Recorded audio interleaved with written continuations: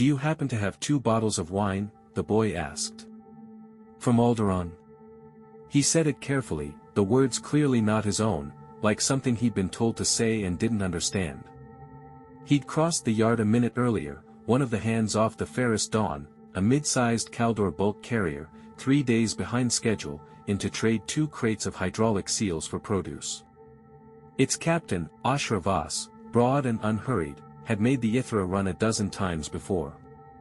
She knew Tomas well enough to complain to him about fuel prices while her crew unloaded. The boy himself was no older than 20, sunburned in the way of someone new to freight work.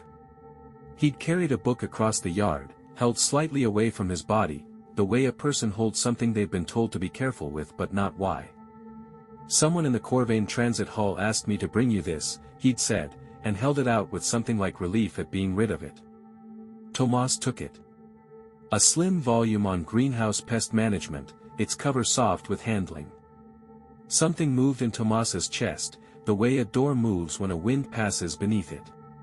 His hands did not shake. "We don't keep Alderaan," he said. "Never had the luck with it." The boy shrugged, already losing interest, and asked instead about the preserved peppers he'd heard about from the last crew. Tomas sent him to find Iron at the second greenhouse, and stood a moment longer with the book in his hands before he went to find her himself. There was a shelf in the Kell greenhouse, beside the door to the drying room, where Iron kept the wine. A dozen bottles, no 2 from the same vineyard, gathered over 40 years from ships that stopped to trade seeds for fuel. A thin red from Corvain that nobody liked. A pale spirit from the moons of Dessa that Tomas kept for his own birthday. Once, a bottle from a world so far out that the man who left it could not remember its name by the time he reached the next port. There was no wine from Alderaan. There never had been. Travelers who noticed sometimes asked why, assuming a grudge, a bad harvest, an old embargo.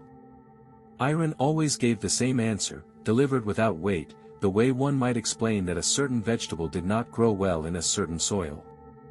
"We've just never had any luck with it."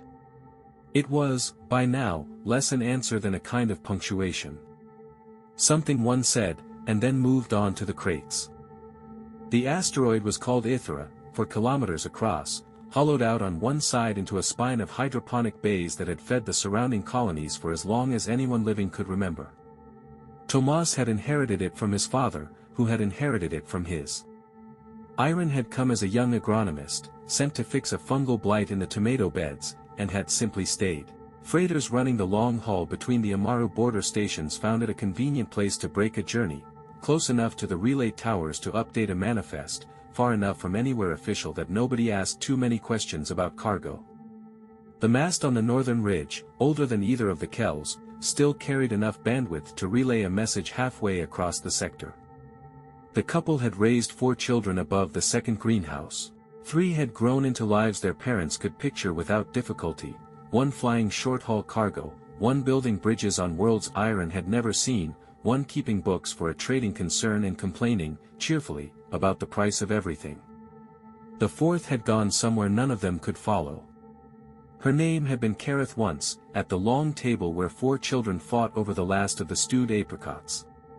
She left during the final years of the war, quietly, the way a lamp goes out rather than a door slams. What she had become afterward, for whom, under what name, was a country neither parent had a map for.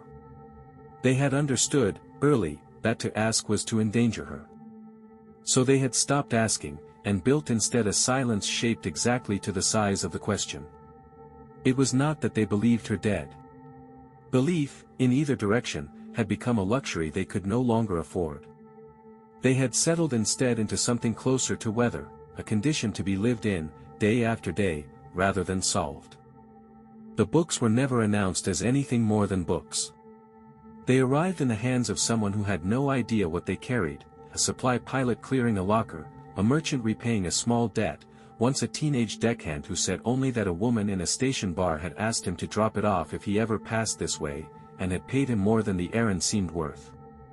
Iron had learned not to search them for anything but what they were. Crop rotation. Root fungi.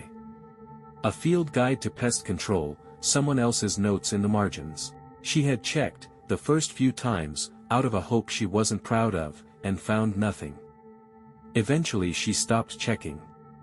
It had begun to feel like a kind of disrespect to whatever care had gone into choosing something so completely itself. What told them anything was never the book. It was the question that came with it, asked by someone who had clearly been told to ask it and had no notion why, whether the old couple might have 2 bottles of wine from Alderaan to trade. The traveler would look put out, or shrugged, and take a crate of dried apricots instead, forgetting the exchange before the ship cleared the docking arm. The Kells never forgot it. They had never needed to say so to each other. There was no need. 11 books stood now on a shelf in the room that had once been Caratha's, arranged not by subject or date but by some private order that lived only in Iron's memory. Tomas had begun, in small ways he did not examine too closely, to prepare for a future in which no 12th book would come. He spent more time on the northern ridge, repairing it. It had been 3 years and some months since the last one. Mass that did not need it so often. Iron noticed that he no longer glanced up quite so fast when a ship's approach lights swept the greenhouse roof at night. Neither of them said anything. They had long ago agreed, in the wordless way old couples agree on things, that some silences were kinder left unbroken. Iron, for her part, had taken to talking to the tomato vines in the third bay, in a low voice that was not quite prayer and not quite habit, a private ritual she would have denied to anyone who asked. She did not connect this, even to herself, to the shelf in the next room. It simply happened, some evenings, that her hands found work among the vines long after the work was done, and that words came with the hands. They did not speak of the book that evening beyond what was necessary. Iron turned it over once, read the worn title, and set it on the kitchen table while she finished the meal, as though it were any parcel that had come with the freighter. A spare part. A seed packet. Nothing more. Tomas ate slowly and watched the light change on the greenhouse glass. At one point he said the seals from the fairest dawn would do nicely for the irrigation pump, and Iron agreed that they would. Later, after the dishes, she carried the book to the room that had been Caratha's and set it on the shelf beside the other 11. There was no ceremony in it. No tears. Only the quiet competence of a woman putting something away in its proper place. Tomas came to stand in the doorway, not entering, and looked at the 12 books for a while. 3 years, he said. Not quite a question. 3 years and 5 months, Iron said, since the last one. He nodded slowly. Neither of them said anything about what the gap might mean, or did not mean. They had learned long before that the gap carried no information at all. Only the books did, each one delivering the same single fact, complete and sufficient, that somewhere in a galaxy too large for either of them to hold in their minds at once, their daughter had still been alive to set this small, ordinary thing in motion toward them. It told them nothing a report could tell them, or a letter, or a medal, or a notice of death. It was smaller than all of that. For that reason, it was the only kind of message that could reach them at all, carried by strangers who would forget it by morning, disguised as nothing more than a book about the diseases of plants. Outside, the greenhouse lights dimmed on their evening cycle, and the long dark of the asteroid's rotation came on. Above the ridge, the mass Tomas had spent the autumn repairing turned its face toward the stars, carrying, as it always did, a great deal of traffic that had nothing to do with them at all.